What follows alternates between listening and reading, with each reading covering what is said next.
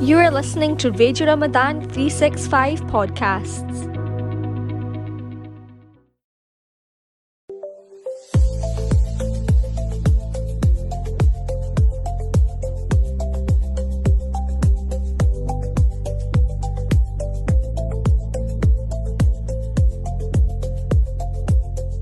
Bismillah ar-Rahman ar-Rahim. Assalamu alaikum. Welcome to Sparkling Insights on Radio Ramadan on 87.7 FM.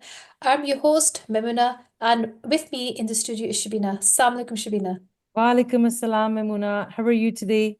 I am really good, alhamdulillah. How about yourself? Oh, good, alhamdulillah. Just had a very, very busy day today again. As you know, obviously juggling with work and then the fast and then the kids and their activities.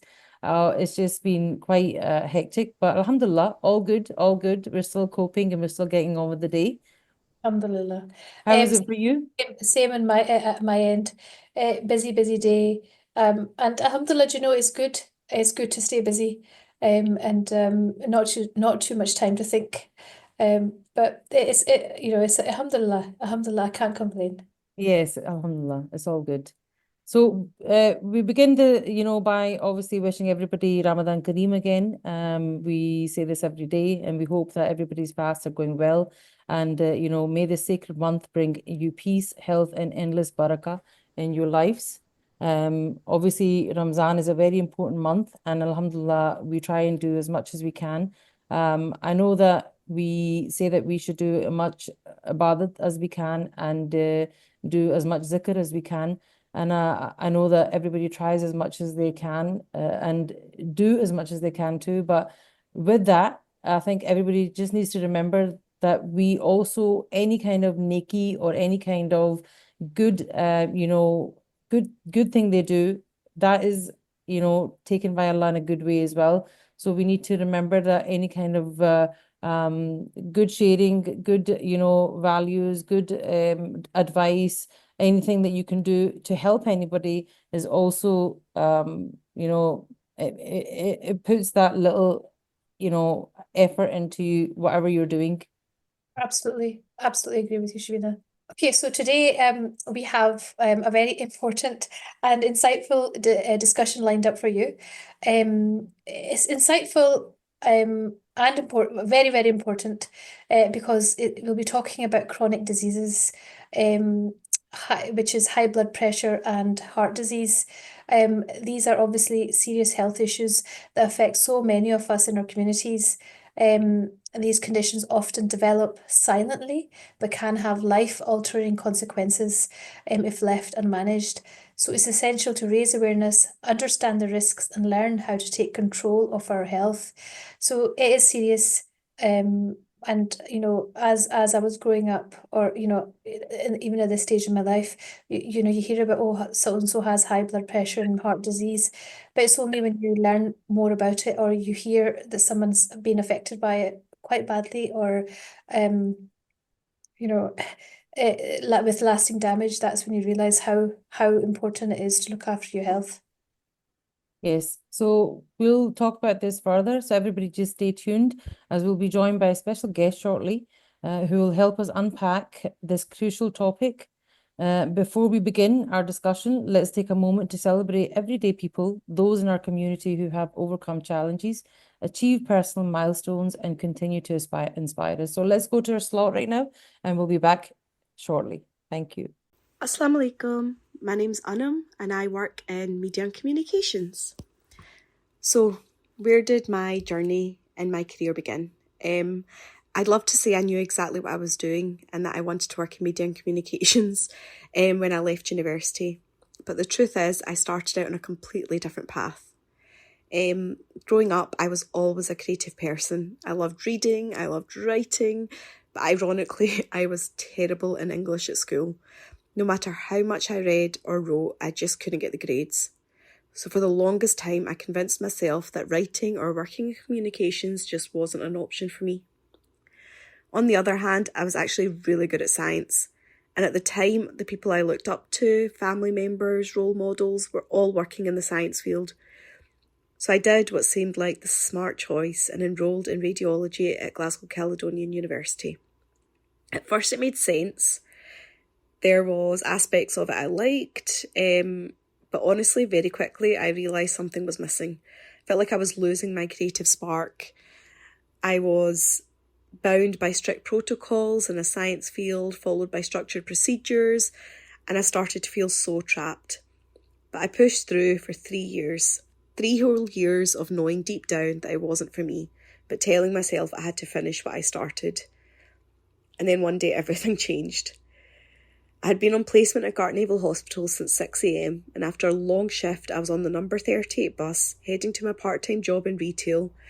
I was exhausted, and I clearly remember holding a Greggs sandwich in my hand, and suddenly it just hit me. I thought, is this it? Is this my life? Is this what I'm settling for? And right there on the bus, I burst into tears. I remember grabbing my phone and Googling careers that let you write for a living, careers that let you be creative, what can I do that will allow me to write? And then I found it. At Glasgow Caledonian University, there was a degree called Media and Communications. I clicked the link and scrolled down and saw a phone number, and without thinking, I called it. Bear in mind, it was almost 6 p.m. and I had 15 minutes before I started my shift. A woman answered, and through my blubbering, I spilled my heart out to her. I told her how miserable I was and how I wanted to write and how I needed a change.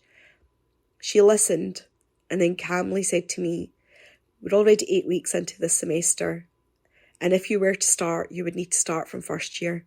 I'm not sure if that's possible. I remember practically begging her. I told her, if there's a space, you're not going to fill it anyway, so just give me a chance. Finally, she said, fine, by 9 a.m. tomorrow, I need this essay in my inbox.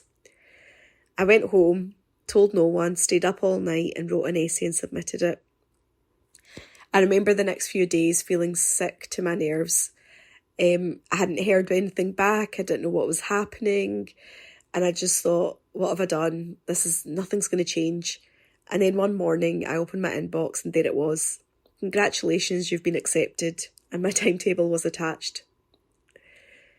My mum was naturally worried. You've done 3 years of university and now you're starting over. My dad, though, he gave me the advice he always did. Whatever you do, give it 100% and always ensure your earnings come from a halal source. And that was it. I jumped in. And those next 4 years were the best of my life. I loved every second of studying media and communications. For the first time, I was doing something I was truly passionate about. After graduating, I landed my first job in the social media department for Police Scotland. And now anyone who knows me knows how obsessed I was with social media at the time. So this role felt like it was made for me. From there, I moved to external communications roles at the Scottish Qualifications Authority and then at the Scottish Government, where I worked on media strategies, press releases, social media, especially during the COVID-19 pandemic. One moment I'll never forget in my career at the time was managing the government's social media channels when the Queen passed away. Knowing that I was part of something so significant really cemented how powerful digital communications can be. Fast forward to today, and my life looks very different. I now live in the middle of the desert, working on the world's largest giga project in the Middle East. It's a demanding role, but every day I get to write, I get to strategise, and I get to communicate on a global scale. Looking back, I always think about that moment on the bus, the moment everything changed. I thank Allah every day for guiding me towards a career that brings me fulfilment and purpose. It was terrifying to take the leap, but it was the best decision I ever made. And that's what I'd say to anyone listening who feels stuck. If something doesn't feel right, trust your instinct. It's never too late to change direction. Your passion will always find a way to pull you back to where you're meant to be. Okay, so welcome back to Sparkling Insights on Radio Ramadan on 87.7 FM.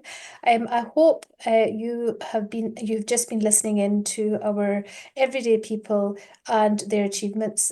Every time I listen to this lot, I am inspired, alhamdulillah, and I hope you are too.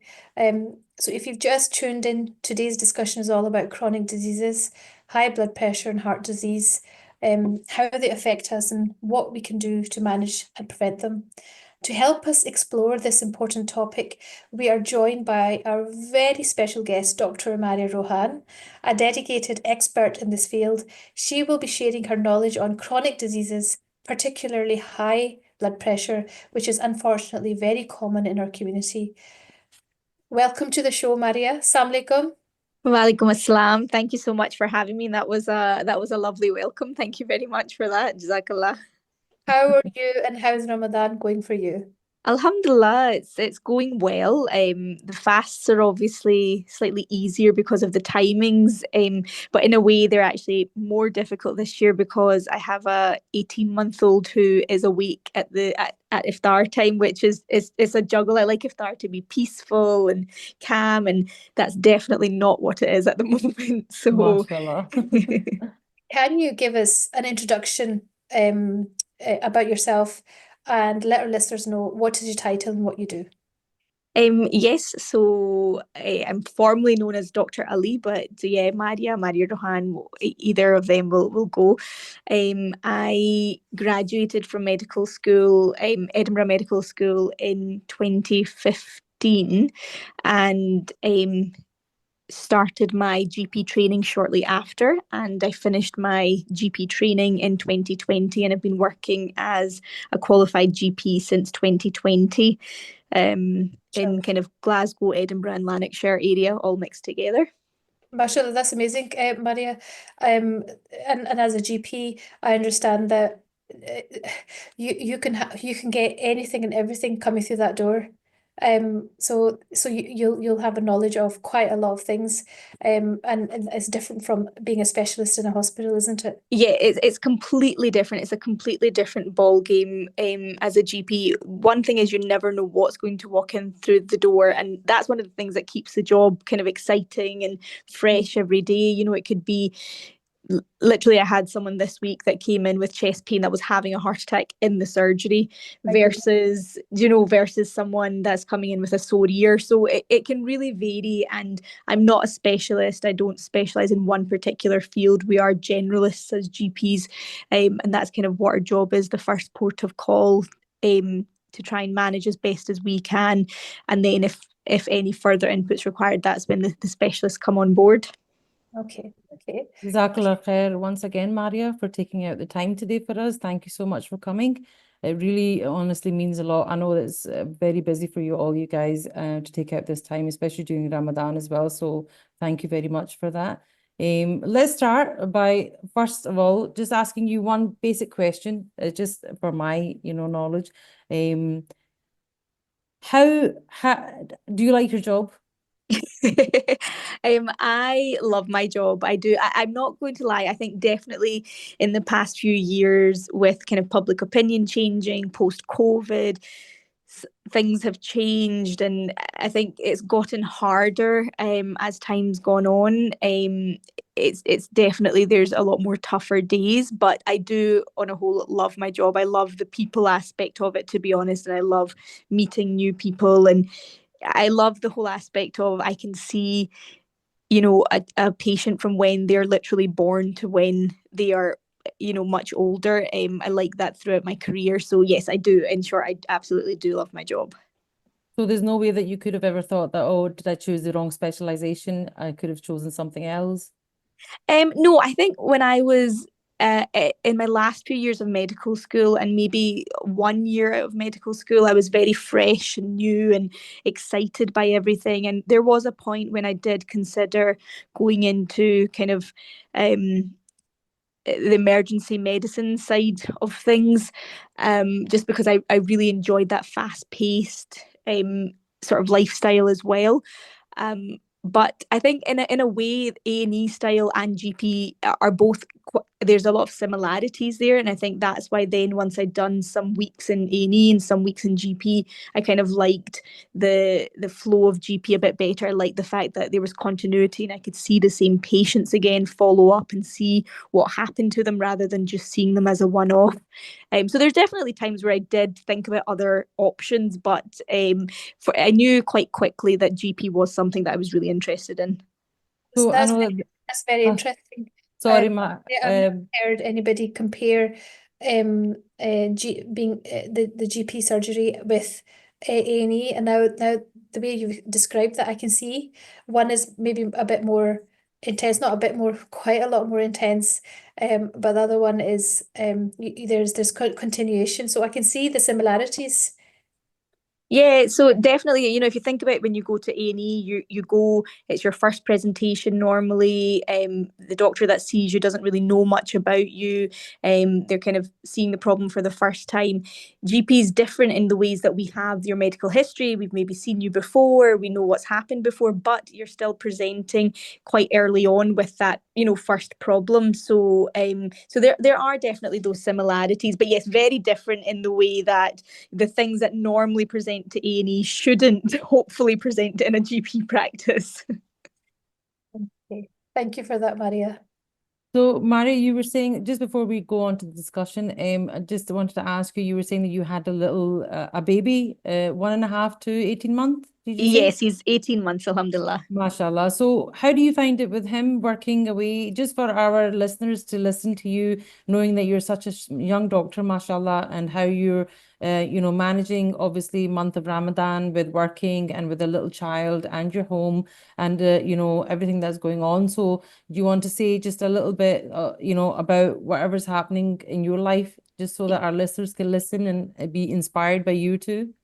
Yeah, I mean, I don't know if there's anything inspirational here, but it's tough. It's definitely tough working and having a young child. I think the thing I find the hardest is you spend, sorry, you spend a year off in maternity leave just soaking up all those moments, spending 24/7. And I honestly spent 24/7 with that boy. I would not let him out of my sight, much to everyone's dismay. But you spend all that time and then all of a sudden it's cut short. And for a large chunk of the day, you are away at work with, you don't have any input to your child. You don't know. Obviously, the nursery keeps us updated, but it's really tough. I found letting him go really tough, probably more than he found tough. But alhamdulillah, I can honestly say my husband has been the biggest support in me going back to work. Just allowing me to go back kind of easy.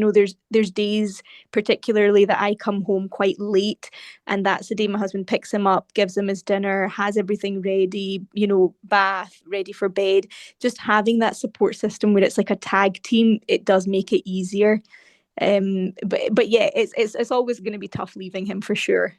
Oh, mashallah, that's really lovely to know. I mean, every kind of support always helps. And Yeah. when you know that you've got somebody as a backup there, then that's always a benefit. And 100%, I agree with you. When you have that support, it's always so much more easier to handle things and to know, and, in your mind, be very, very reassured the fact that you've got somebody there and you're not worried that, your child is being left alone or there's nobody to look after them.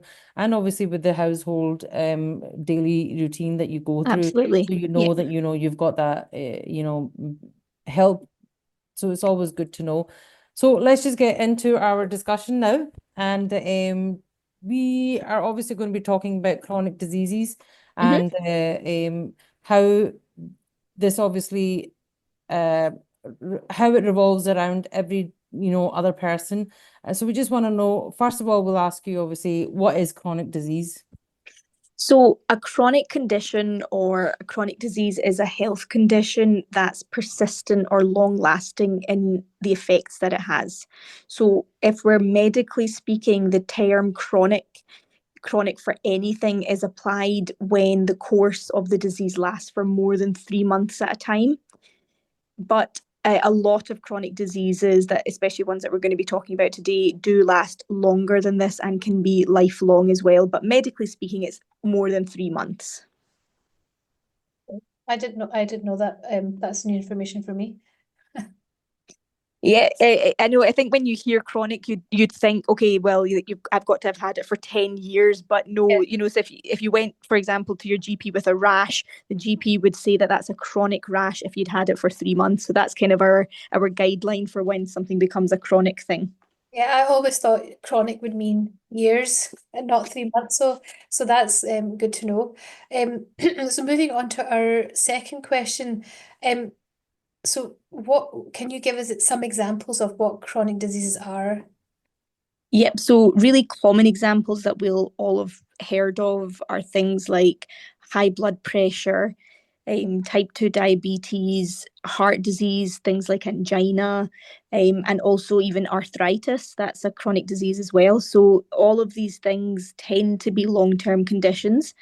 Although, having said that, some of them, such as type 2 diabetes, can actually be reversible for some people with kind of the right sort of management and things. But yes, generally they all tend to be long-term chronic conditions. So when you say management in obviously long-term diabetes, what does that mean?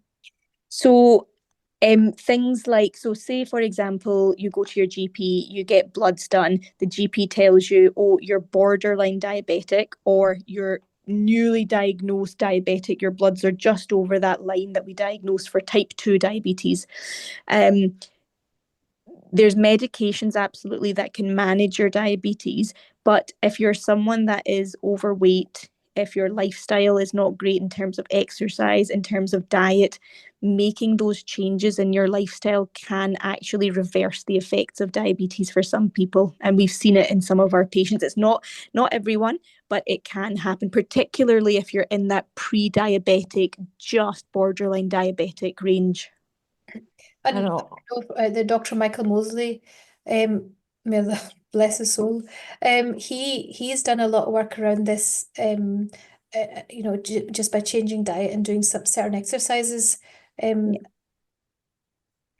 Yeah, there's even, there's personal examples of people that I know in my life, not patients, but actual people that I know that had diabetes, were on quite a bad path for heart disease and things like that. And through significant weight loss and diet changes and lifelong diet changes, this isn't just like a quick, okay, 2 weeks, I'm not going to eat sweets kind of diet.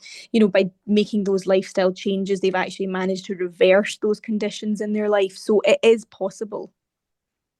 So see, when we talk about heart screening, do they Yes. offer that to anybody, or has it got an age limit to when it comes through? So by heart screening, do you mean kind of looking for evidence Looking for of anything that that could cause a heart failure heart failure or heart disease, like or a heart angina disease? or Yeah, heart attack? Yeah. So when yeah. it comes to things that could cause things like angina or a heart attack, if you were to go to your GP and ask for kind of a heart screen or a general heart screen, the things that the GP should do are things like, number one, your blood pressure. Number two, a set of bloods that would look at particularly things like your cholesterol levels, and your diabetes, your HbA1c is what we call it, but it's essentially looking at your blood sugar levels over a 3 to 6 month period. Having high levels of these things puts you at risk of higher heart disease. If you were going in with no symptoms, these are the general things that would be done first. And then based on the results, it would depend if you needed further tests. If you went in with symptoms, that's a whole different ballgame, because at that point, the GP would then be thinking, okay, do we need to get you onto a treadmill and check what your heart's doing while you're exercising? That's a different kind of avenue we would go down if that was the case, if you were having symptoms. And what would be the symptoms, Maria? So angina, if we take angina, for example, can I ask, do you know what angina actually is? Is that like a warning before a heart attack? It is, but do you know why you get angina? No. So essentially, your heart's a muscle, and your heart also needs blood to flow to the heart to allow it to pump properly. Now, what happens is, if you think about like a kitchen pipe, if you put lots of fatty stuff, you've just fried your samosa, you've thrown the oil down the sink, you've done all that, what happens to those kitchen sink pipes? They start to clog up, don't they? So that's exactly what cholesterol does in our body. That oil after frying our food that we shove down the kitchen sink, that's what the cholesterol does to the pipes in our body. So in angina, what happens is when you're exerting yourself, like you've gone for a walk, you've gone for a run, you're going up a hill, your heart needs more blood pumped to it in order to cope with that increased level of exercise. When the pipes that are taking blood to your heart become clogged like that, the blood flow is restricted, and that's what we call angina. That's when you get the chest pain, because there's not enough blood getting to the heart. You've described that so well. So Yeah. angina, so the pain of, you hear, oh, so and so had angina, and they Yeah. had lots of pain, but that's not a heart attack as such.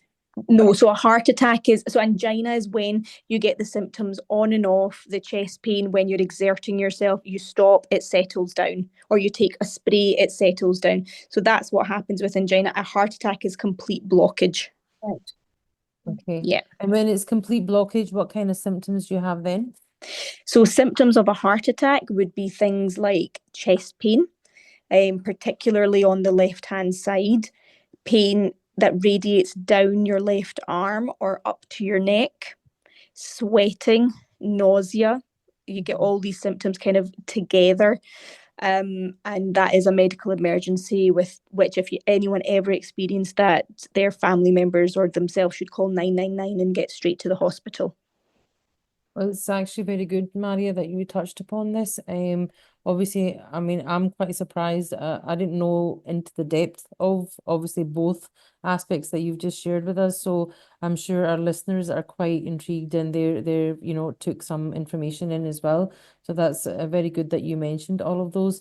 So the next question that we want to ask you was, what is is there anything else that you think that could relate to obviously chronic conditions or heart disease that you think that the listeners would be enticed in?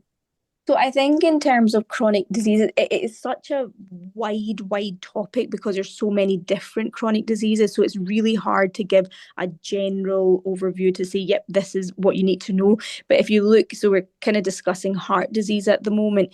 The main things, like I said, that put you at risk of developing heart disease are things like high blood pressure, type 2 diabetes, high cholesterol, poor lifestyle, obesity, smoking. These are all the risk factors of having heart disease. I was actually, I just wanted to say when I was speaking to my husband about doing this show with you guys, I was just talking to him about the kind of heart disease side of things and, why is it so prevalent now? And especially in our community, we see it so much. We see high blood pressure so much. And we were actually talking about how, so before Ramadan, I had gone to a gym class. And at that gym class, there is a 72-year-old lady, a Caucasian, non-Asian, non-Muslim lady that comes to that gym class, 72 years old, mashallah. And honestly, I am out of breath and out of puff. And this woman is just going for it in this high intensity gym class. And I was saying to my husband, I was saying, I don't think I would ever see a 72-year-old South Asian woman, at a gym class like that. And then we wonder why it's so prevalent in our community to have things like heart disease and high blood pressure. You're absolutely right. I can 100% agree with you there because I go, I'm just, letting this out loud, but I go to my yoga class and definitely there are, I think, women especially who are over the age of most probably 70, definitely, because they're like little kamzor si, or they're doing their yoga and they're literally much better than what even I get through. Yeah. So you can imagine, and you're right, absolutely, that our Asian ladies unfortunately don't take it, to that age. They think that over 60 or over 70, if they've reached that age, then they're not good to do anything. They're literally just going to sit in the house and watch drama all day. Yeah, no, 100%, you're right. And I think that's the biggest difference as to why we see, an increase, and especially in our community and in our society, we're quite well known for having things like high blood pressure and heart disease and it being very common. That's one of the things that, is very prevalent for us.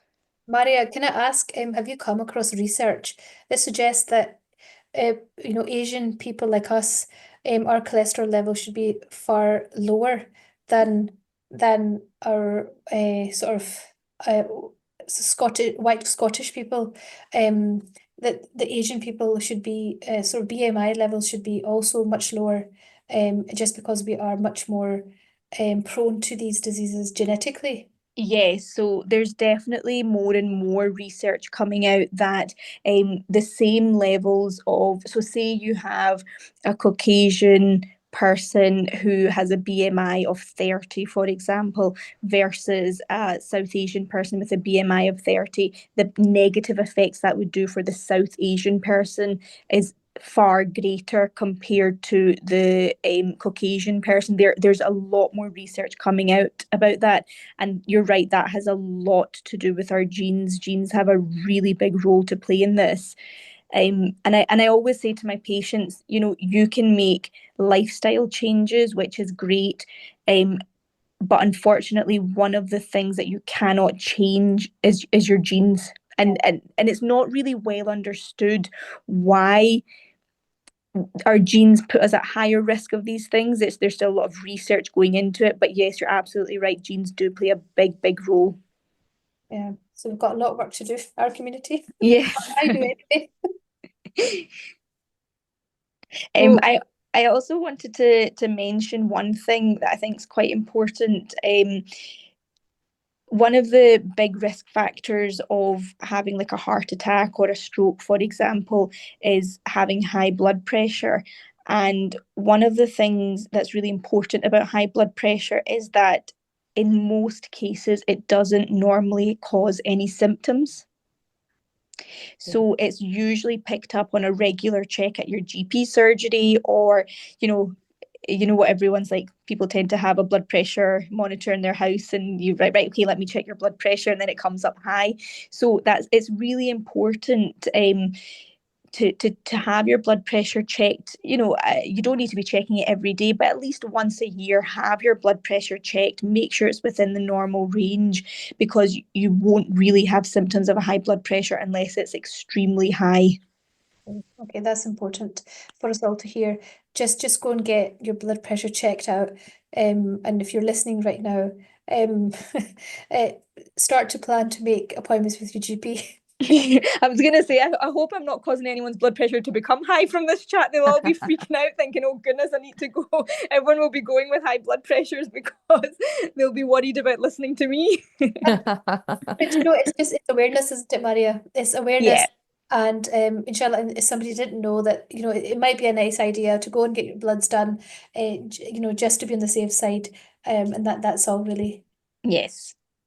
Okay, so I think it's thank you so much for the discussion so far, Maria. But what we have to do is we just have to go for a wee ad break, inshallah, and we'll be back after that.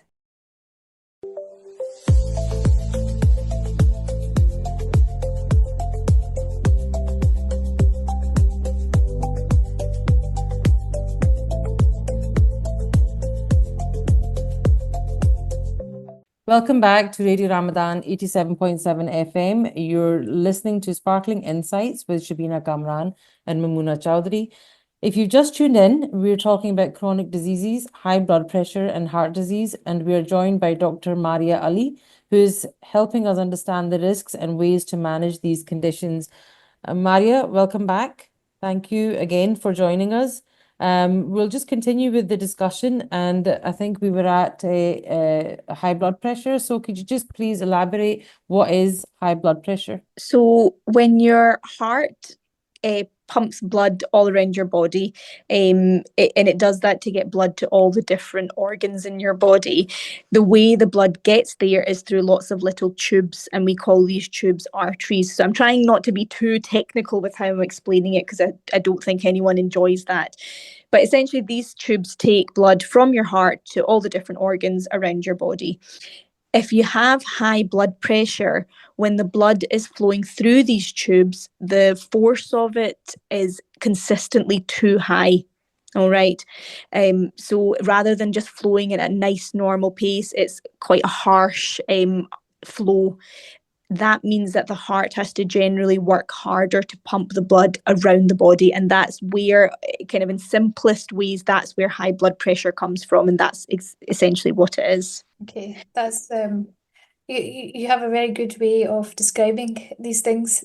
Thank you. I like to try and keep it as simple as possible. And, you can use all these medical terms, but I think the reality is I think, you're more likely to do something to help yourself if you can actually understand what's going on and why it's going wrong and what's causing it. You're more likely to be like, okay, I understand that. I understand why I need to fix this. Does that make sense? Oh, no, absolutely. So if the blood is flowing too fast, then a low blood pressure would be the opposite of that, I That's guess. right, absolutely. And that's why, how common is it? I'm sure anyone that has like young, it's normally young girls, so I'm sure like Auntie Shabina with your daughters, you've maybe gone through it. Girls tend to get this episode of low blood pressure when they're quite young.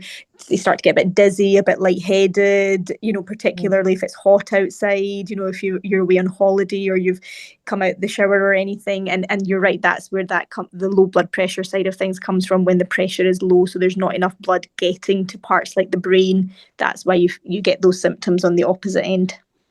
Okay. And how does anybody know that they have high blood pressure or low blood pressure? Like, is there any kind of special symptoms that they should be looking for?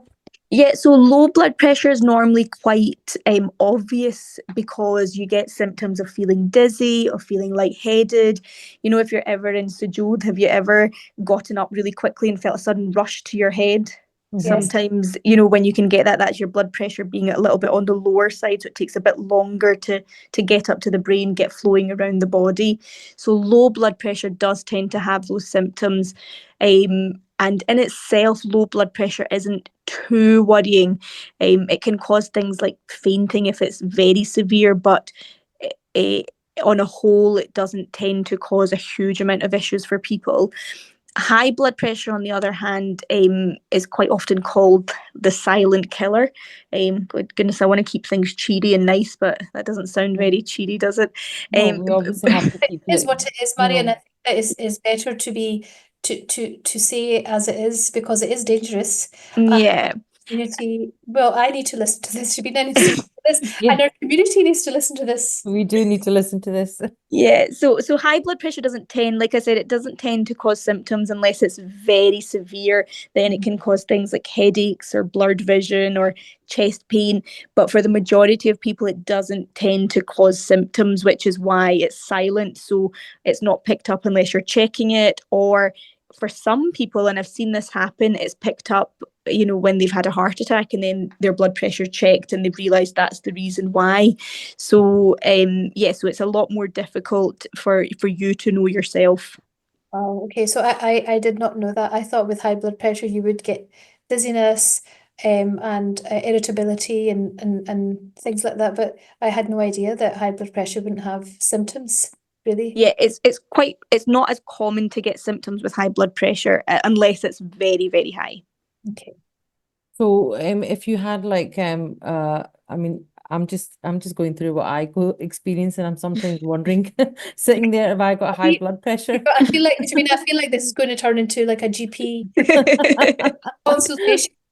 So if like you're feeling heavy-headed, not heavy-headed, but like heavy eyes are really heavy, and they feel like as if they've got a lot of pressure on them, does that like kind of come into high blood pressure, or is that something that, we just kind of imagine is happening to us? So it's difficult with these kind of symptoms because they're quite non-specific, right? So heavy eyes, feeling generally like fatigued eyes. Now that could be because you're looking at a screen all day. That could be because you're feeling stressed. It's quite common for kind of eyes to have twitches and things in them when you're stressed. That could be because you need glasses or your prescription's changed in your eyesight, or it could be that your blood pressure is very high and you need to get that checked. This is where the kind of GP side of things comes in, because when someone comes in with a symptom like that, you need to kind of decipher, okay, I need to work out all these things and see what actually is causing this. It's not as simple as saying this symptom means it's definitely, high blood pressure, for example. Yeah. Mm-hmm. Okay, so you hear from many, like obviously relatives and family members or friends, when they talk about high blood pressure, or they've got high blood pressure, or is it even if it's just in our community as well? And so, where do you find yourself when you look at the ratio in regards to that? Especially in our community, in the Asian community, Yeah, it's extremely prevalent in our community. You know, I'm not gonna lie, it'll be very, very frequently that I'll go to a gathering with my mum and dad, whether that's an iftar, whether that's, just out of Ramadan, a dinner party. And I can guarantee you there will be one person at least there that will be like, Beta, mera blood pressure check kar lo. It will definitely happen for sure. It's just so prevalent in our community. And I think there's a lot of reasons for that. One of the things, Mimuna, Bad, you were saying, about genes, and that is a massive part of this. Our genes do put us at a higher risk. I shouldn't laugh about this, but I sometimes look at my own risk, and I have 4 sets of grandparents that had a heart attack at some point in their life, 4 grandparents, an uncle and my dad. So I'm like a sitting duck, and my siblings and I all are very, very aware of that. So we're very cautious of these things and try and be proactive about it. So knowing your family history is just as important. So, ask your parents, oh, how did dada dadi, nana nani, how was their health, your mum and dad, make sure they're aware of these things, because genetics really do play a big, big part. You're I ask, absolutely correct there. if you have high blood pressure, do you have that for life, or can you reverse that? I mean, there's so many supplements and there's so many things out there about herbal stuff. Oh, drink this, do this, and your blood pressure can be lowered, or you can reverse it. Is that true, or is that a myth? So I won't comment too much on the herbal things because I'm not a homeopathic doctor. I'm a medical doctor, and I don't know, fortunately or unfortunately, I think probably unfortunately, they're both quite separate things unless you join them together. You very rarely get a medical doctor that is fully read up on a lot of homeopathic treatment, and you probably get the opposite, where you have a lot of homeopathic doctors that know a little bit of medical stuff, but they do tend to be quite 2 different paths. So I can't comment on the homeopathic side of things. However, high blood pressure is something, it can be reversed. It's not the easiest thing to reverse, but it absolutely can be reversed. And what I will say is, rather than reversed, your blood pressure can be naturally lowered by the lifestyle changes that you make and your lifestyle choices that you make. Okay. So when you talk about lifestyle changes, Maria, where can you make those changes? Is it in food you're saying, or the way you're eating, or is it in your exercise and the way that you're trying to, live your daily, everyday life? So really all of the above. So, eating a diet that's quite rich in whole grains, fruits and vegetables, and quite low in fat products, and particularly saturated fats and cholesterol, is really important. The other thing that is a massive part of high blood pressure is salt. Mhm. So think about when you're making your handy and you're like, okay, salt dal do. Okay, I'll just add a little bit more. Okay, I'll just add a little bit more. When you're making chaval, you want that bani to be quite salty when you're making the chaval. So having high salt in your diet is a big risk factor for high blood pressure. And I also have heard that if you half the amount of salt we have, that's very helpful for Yeah.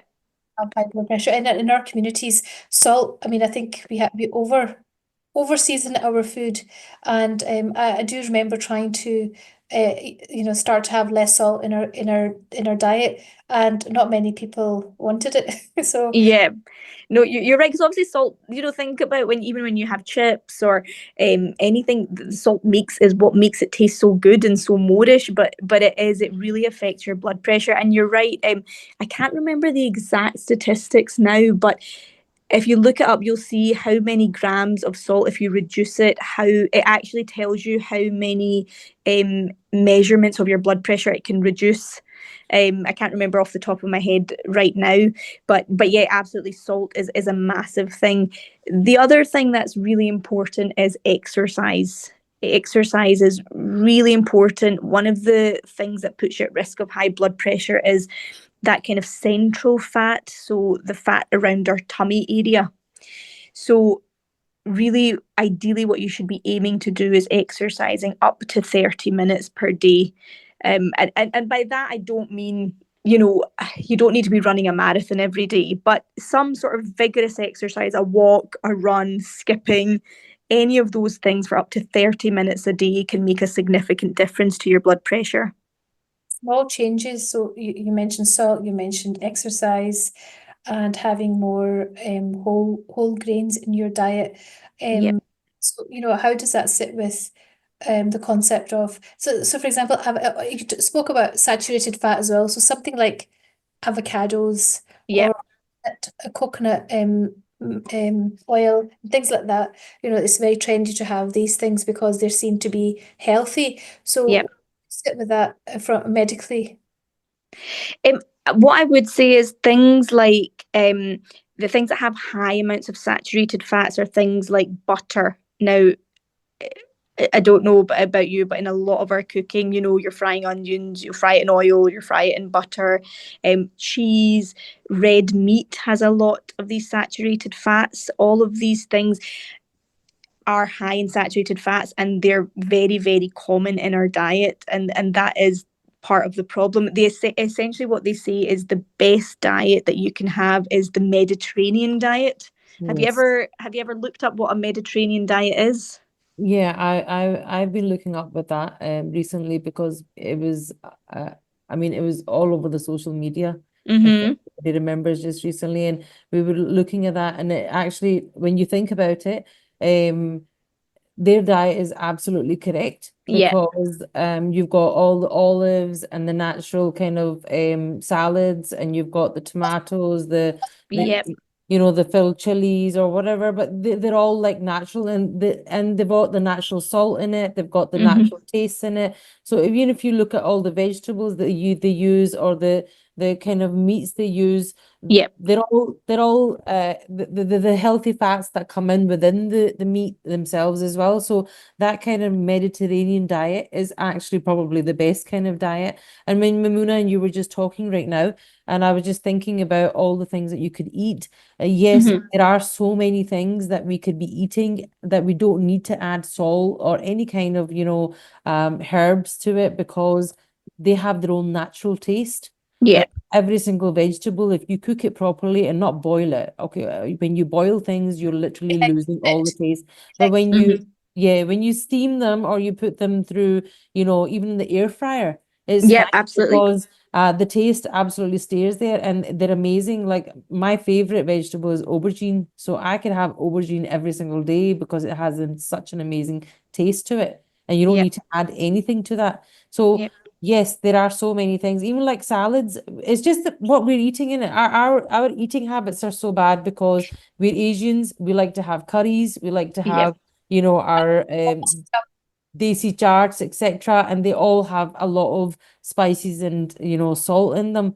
And Yeah, I think also it's also like a little bit of a mindset change. So, yeah, essentially, since I got married and moved into my own house and things, when Ramadan comes around and we make samosa and spring roll, we tend to do them in the air fryer. Because they're obviously it's not the healthiest food, but it is healthier to have it in the air fryer than it is to deep fry it in oil. definitely. And quite often my dad will be like, oh, but it just doesn't taste the same. You don't get that muzza from it from the air fryer. And I understand what he's saying. It maybe doesn't taste exactly the same, but these are little changes that you can make on a daily basis to have positive effects on your health. Yes, they do. I think, Mamouna, I think you will agree here as well that they're just slight changes. And if we were to make them, there would be such a huge change in our, the way that we're feeling, the way that we're moving, and even in our health as well, we'll find a big difference which will come round. And you're right, Maria, when you're saying that we need to look at our ancestors, or we need to look at our elders, or like even our mum and dads and their parents, our grandparents, we need to look at what kind of, genetically kind of chronic diseases they've been going through, or their health that they have, been through, like having diabetes or high blood pressure or heart disease, etc. I could name exactly the same. I mean, all three of them exist in my family. And Mhm. yes, is the way that we're actually going to be treating ourselves from now on, that we could probably change that, or maybe, extend our being here a bit longer, because we've looked after those little small things and, try not to take them upon us. So Yeah. changes make a big difference. Yeah, I also just wanted to mention, so I've mentioned like losing weight, exercising, diet changes, reducing salt. Two of the things I've not mentioned is that can affect your blood pressure and kind of managing that better yourself is stopping smoking if you're a smoker. And the second thing is easing stress. Mhm. So, stress is something that can absolutely affect your blood pressure. That, along with a lack of sleep, can both play a part together to affect your blood pressure. So, and that's something I feel like quite often, again, just in our busy lifestyles, looking after kids, working, going from this to this to this to this, when do you get a minute to sit down and kind of relieve your stress, calm yourself down, have yourself in a sort of calm mode? These are things that you do need to start implementing to make better choices for yourself. Listening to you, Maria, I wonder, 20, 30 years ago, if stress was, a big factor like it is in this day and age. And of course, I think 30 years ago, smoking would have been high on the list. Mhm. I'll have a lot more awareness of smoking, but I wonder how much less stress people had 30, 40 years ago, compared to now. I think in this day and age, people are more stressed because they are working harder, trying to earn the money to live a certain lifestyle. Yeah. I think you're sorry. I was just going to say, I think you're completely right. I think we're guilty of wanting it all, aren't we? And that's the problem. We want the job, we want the house, we want the lifestyle, we want the holidays, we want a lot of the dunya, and that only adds to a lot of the stress that's on our plate. So you're 100% right. I think years ago, I think people had more time for each other. Mm-hmm. So people would pop in and out of each other's homes and so on, and there was more a community feel. I know that there are still pockets within Glasgow that you still have that, but I think if comparatively from years ago, I think there's less of that. I think people are just running more, and even meeting people is stressful because there's a whole, well, I better clean the house and what are we going to make? Whereas in the past it was just like we're just popping in and whatever is cooked, you just serve that. So I think there's a lot of differences in our lifestyle that way as well, which is causing more stress. Yeah, no, absolutely. I agree. And I think I'm probably very guilty of it. You just mentioned about like popping into people's houses, and it kind of made me laugh a little bit because recently we've got lovely neighbours and they had invited us over for some tea, and we'd gone over and I'd said to Rohan, okay, we really need to invite them round. They've made such an effort, they've invited us. And I'm so embarrassed to say it took us 4 months to invite them round to her. They're our neighbours. It took us 4 months to invite them round. Why? Just because we're so busy doing here, this running around everywhere. And I'm 100% guilty of it myself. I think we all are in that case. We all, have that same thing going around. I have the same reasons, and life is just going in such a fast pace that you don't realize. But I think taking time out and being there for one another is very, very important. And on that note, I'm sorry to say, but our time is coming to an end. But Alhamdulillah, Maria and Memuna, I've loved the discussion today. It's absolutely been so informative. But we're wrapping up for now. But stay with us for a second. But let me go first to our charities for today. So as we near the end of today's discussion, we want to take a moment to remind our listeners that Radio Ramadan is supporting several charities this year. In particular, we are partnering with Agoosh UK to provide a much needed aid to the people of Palestine. This Ramadan, let's come together and give as much as we can to help those in need. Visit www.radioramadan.scot to learn more and make your donations. Every contribution, big or small, makes a big difference. So, Maria, honestly, a heartfelt thank you to you for taking out so much time in such short notice So just a huge thank you. But just before you go, is there anything that you would like to say to our listeners, the community listening to you, and give them a little bit of insight and, just give them something from the heart? I think just all I would say is take your health seriously. It's something really precious that Allah subhanahu wa ta'ala has given us it. And I don't think you value your health until you don't have it or it's compromised.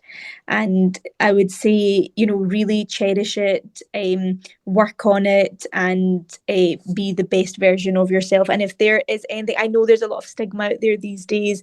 It's hard to get GP appointments. I absolutely understand. I know everything that's going on, but really, if there's anything you're concerned about, please make the effort, get that GP appointment, and speak about your concerns and your worries. You should and you will be heard.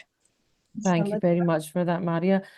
So we hope this discussion has helped raise awareness and, given your valuable information on taking care of your health. Mamouna, is there anything that you would like to say before we leave? No, literally, a big Jazakallah khair to Maria for talking about these issues. It certainly made me think about my own health and also the health of my children. And inshallah, hopefully I'm making intention to do something about my health and also changes for the family so that they also learn better habits. Inshallah. Inshallah. So from the both of us, Shabina Kamran and Mamouna Chowdhury, we say Allah Hafiz. May Allah bless you all with good health, strength, and ease in all aspects of life. And before we sign off, here's our final thought of the day. Good health is a gift. Cherish it, protect it, and use it to serve others. The stronger your body and mind, the better you can fulfill your purpose in life. Until next time, stay well and take care of yourselves and all your loved ones. Allah Hafiz. When you take care of your soul with faith, your heart with gratitude, and your body with health, Allah grants you true contentment.